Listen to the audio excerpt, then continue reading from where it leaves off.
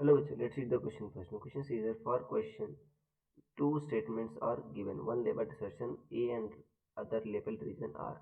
Select the correct answer to these questions from codes A, B, C, and D as given below. Option A says that both assertion and reason are true, and reason is correct explanation of assertion.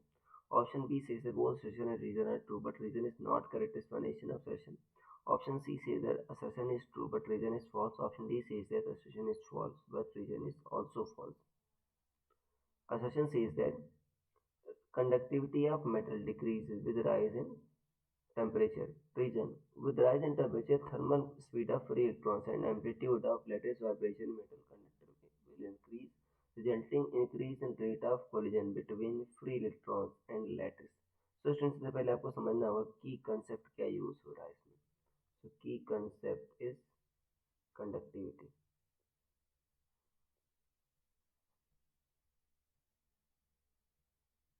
Conductivity देखो बच्चों, conductivity ये material की property होती है, ठीक है ना, मतलब डायमेंशन पर डिपेंड नहीं करती.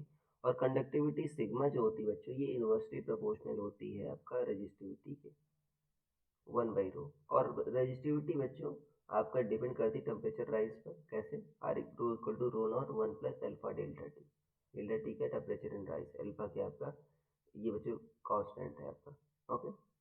अब देखो, अगर आपका डेल्टा टी बच्चों पॉजिटिव मतलब टेम्परेचर बढ़ रहा है तो रो आपका बढ़ेगा. रो बढ़ेगा तो देखो सिग्मा क्या होगा आपका, कम होगा. ठीक है ना, ये आपका कंडक्टिविटी क्या होगी बच्चों, आपकी कम होगी. ठीक है, क्योंकि रो बढ़ रहा है तो देखो इन्वर्सली प्रोपोर्शनल है तो कंडक्टिविटी कम होगी, तो आपका सेशन सही है.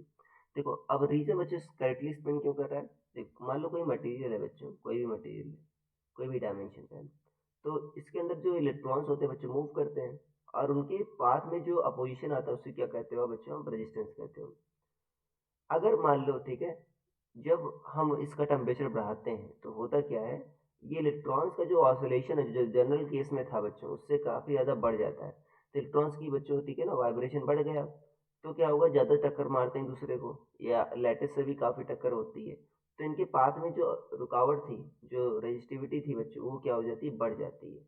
वो बढ़ जाती है इसी कारण बच्चों. तो देखो यही कह रहा है, increase the rate of collision between free electrons and lattice. Lattice और फ्री इलेक्ट्रॉन्स के बीच कोलिजन आपका बढ़ जाता है. ठीक है ना, लैटिस वाइब्रेशन आपका इंक्रीज होता है जिससे आपका कोलिजन बढ़ जाता है. तो रीजन भी सही है और सही एक्सप्लेनेशन है, तो आपका ऑप्शन नंबर ए सही हो जाएगा बच्चों. So I hope you understood it well. Best of luck.